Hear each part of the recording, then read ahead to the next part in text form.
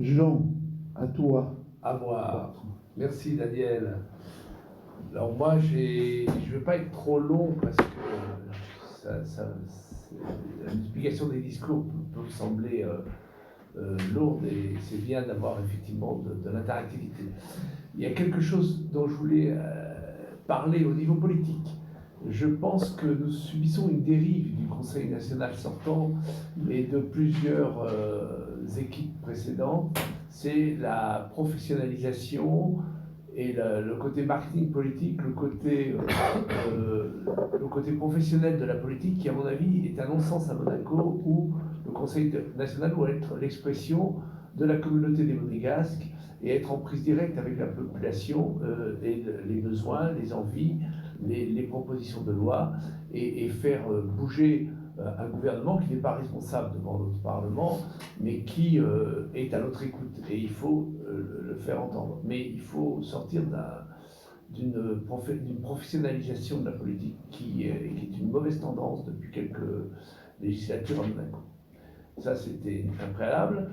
Après, moi, vous savez, je me suis lancé dans cette aventure dès le début parce qu'effectivement, je pense que Daniel, avec certaines idées où il s'est posé un peu tout seul contre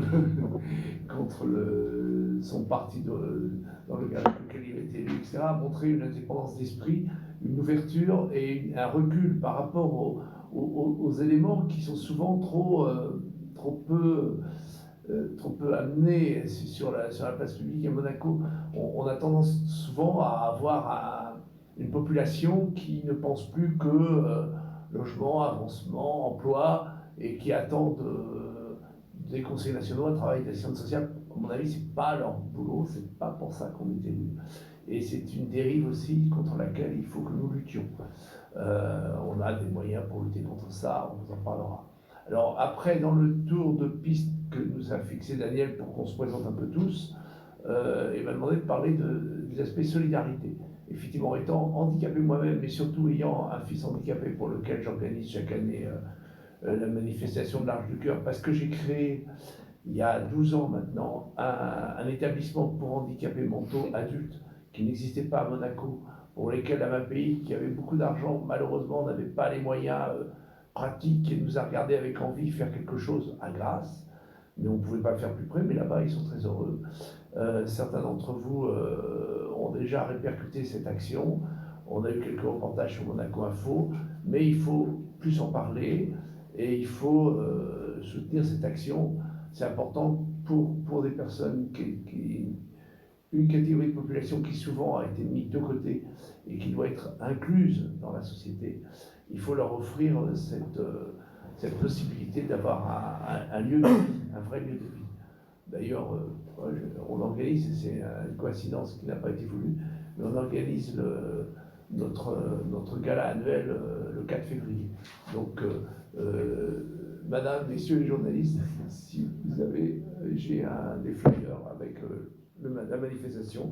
On en parlera en dehors de l'aspect politique des choses. Il faudrait en parler sur l'aspect un événement à Monaco important, entre le festival du cirque, le rallye, tout ce qui se passe. Il y a aussi cet événement qui est un concert fait pour un enfant du pays, Nicolas Horvat, qui était un pianiste prodige, qui maintenant fait une carrière internationale et qui a pu nous offrir gratuitement pour lui le spectacle de son talent à Monaco. Donc c'est très bien. Bon, après, pour ce qui est de l'inclusion, et c'est vrai que moi, en tant qu'aveugle, je suis devenu aveugle à 40 ans à la suite d'une erreur médicale, de manière impromptue et violente, je veux dire.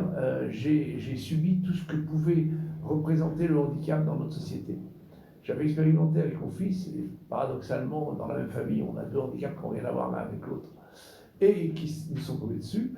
Bon, ça ne m'empêche pas d'être quelqu'un d'irrémédiablement optimiste et d'être heureux de vivre. Mais j'ai vu tout ce que ça pouvait susciter un handicap comme le mien dans une carrière professionnelle, de mise à l'écart, c'est Maurice Gaziello qui m'a dit qu'est-ce que vous avez été cassé, ou je ne sais plus ça quand ça m'est arrivé. Et c'est vrai que c'est quelque chose contre lequel on devrait lutter, parce que je pense que le handicap, la fragilité en général, c'est une richesse dans une communauté humaine, dans une nation, et il faut que tout le monde soit inclus pour pouvoir accepter de vivre ensemble, ne pas avoir peur surtout. Moi, ce qui m'amuse le plus, c'est que les gens ont peur du handicap. On a peur du fait que je sois aveugle. Alors, c'est les gens, ils ont peut-être peur pour eux, mais de là à rejeter les gens qui sont porteurs du handicap malgré eux, c'est un peu ennuyeux. Voilà, donc, si par hasard, parce que j'arrivais à être conseiller national, je pense que je me battrais beaucoup pour l'inclusion de ces populations-là. Voilà, je vous remercie. Merci. Sébastien.